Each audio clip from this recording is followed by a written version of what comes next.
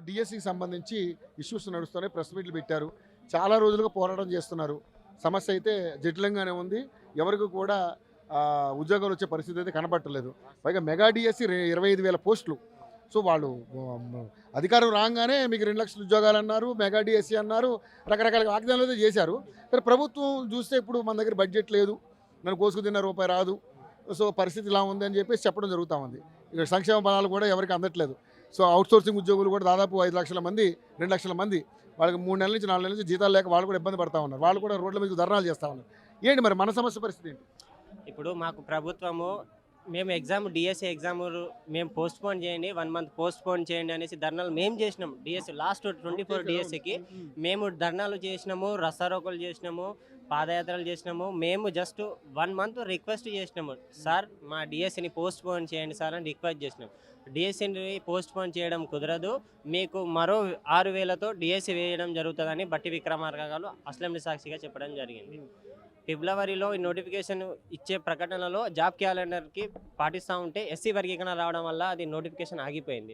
SC వర్గీకరణ అనేది ఇప్పుడు కంప్లీట్ అయింది. కంప్లీట్ అయిన తర్వాత 6,000 పోస్టులు అవి ప్లస్ రిమైనింగ్ ఇప్పుడు రీసెంట్గా 4,400 పైచీలకు ప్రమోషన్ జరిగినాయి. అవి 10,000 పోస్టులు ఉంటాయి. 10,000 ఇంకా కావాలంటే స్కూళ్ళలో చాలా పోస్టులు ఖాళీగా ఉన్నాయి. అవన్నీ ఫిలప్ చేస్తే ప్రభుత్వానికే మంచిది కదా. ఇప్పుడు రాబోయే స్థానిక ఎలక్షన్లో కానీ, బై ఎలక్షన్లో, జూబ్లీహిల్స్ ఎలక్షన్లో కానీ మీరే నోటిఫికేషన్ ఇచ్చిపోతే మీకు ఇంకా మెజార్టీ ఎక్కువ వస్తుంది కదా, మీకు అవకాశాలు ఉంటుంది. ప్రభుత్వ వ్యతిరేకంగా నిరుద్యోగుల నుంచి ఉండదు.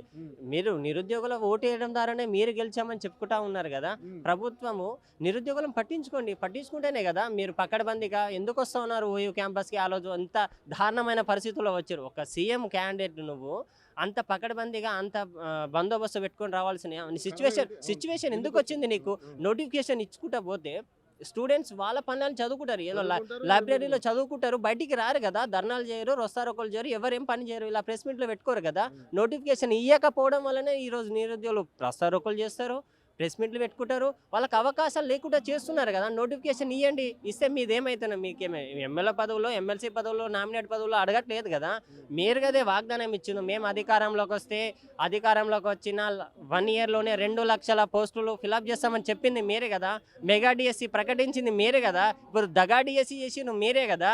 మళ్ళీ 6,000 పోస్టులు ఫిలప్ చేస్తామని చెప్పింది మీరే కదా. ప్రకటించండి. ఇప్పుడు ఏమవుతుంది? ఎందుకు ఆలస్యం అవుతుంది? మీ దగ్గర బడ్జెట్ లేదా? ముఖ్యమంత్రి లేదని చెప్తాను, కోసుకు తిన్న రూపాయి రాదని చెప్తున్నాడుగా సార్.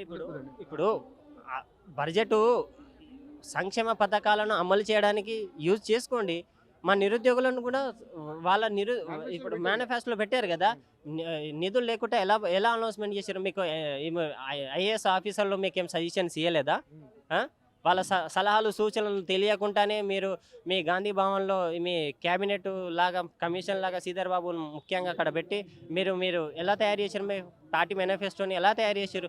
ఒక గైడెన్స్ తీసుకునే కదా, సలహాలు సూచనలు తీసుకునే కదా, వాట్ ఈజ్ వాట్ అనేసి చేశారు కదా. నిరుద్యోగ భృతి ఇస్తామనేసి చెప్పారు. నిరుద్యోగ భృతి కూడా అడగట్లేదు కదా. నోటిఫికేషన్స్ అడుగుతూ ఉన్నాం మేము. నోటిఫికేషన్లు ఇస్తే మా చదువు లేదు, మేము చదువుకుంటాము. ఉద్యోగాలు ఎవరికి దమ్ముంటే వాడు కొట్టుకొని బయటికి వెళ్ళిపోతాడు.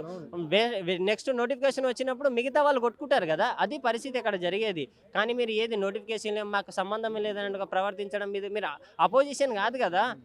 మీరు అధికారంలో ఉన్నారు. స్టూడెంట్స్ అర్థం చేసుకోవాలి, నోటిఫికేషన్స్ ఇవ్వాలి. మీరే కదా నోటిఫికేషన్స్ ఇస్తాము, మాది ప్రజాపాలన ప్రభుత్వం, మా నిరుద్యోగుల పాలన, నిరుద్యోగుల ప్రభుత్వం అనేసి మీరే కదా ముందు మాట్లాడేది. నిరుద్యోగులకు ఎప్పుడైనా నిరుద్యోగుల సమస్యలను అర్థం చేసుకొని నోటిఫికేషన్స్ ఇవ్వండి. నిరుద్యోగుల కోసం పోరాడుతున్న అమర నిరాహార దీక్ష చేస్తున్న అశోక్ సార్ ఈరోజు నిరుద్యోగుల కోసం నిరాహార దీక్ష చేస్తున్నాడంటే ఎందుకు? మీరు నోటిఫికేషన్ ఇవ్వకపోవడం వల్లనే కదా, డిలా చేయడం వల్లనే కదా. మీరే కదా 40,000 ఉద్యోగాలు ఇస్తామని ప్రకటించారు కదా ఓయూ క్యాంపస్కి వచ్చినప్పుడు. ఏమైంది మీ ప్రకటన? ఎందుకు లేట్ చేస్తున్నారు? ఇంకా ప్రకటించచ్చు కదా. అతనికి ఏమైనా అయితే ఇప్పుడు బాధ్యత మీరే వహించాలి కదా. నిరుద్యోగుల కోసము నోటిఫికేషన్ల కోసమే కదా ప్రత్యేకంగా నిరాహార దీక్ష చేస్తున్నది. అదే ఓయూ క్యాంపస్లో మీరు ప్రకటించిన మాటని మీరు నిలబెట్టుకోండి. ఈరోజు నోటిఫికేషన్లు విడుదల చేయండి, చేస్తేనే కదా నిరుద్యోగులు చదువుకుంటారు. అలా చేస్తారని మీకోసం మేము ఎదురు చూస్తూ ఉన్నాం నోటిఫికేషన్లు.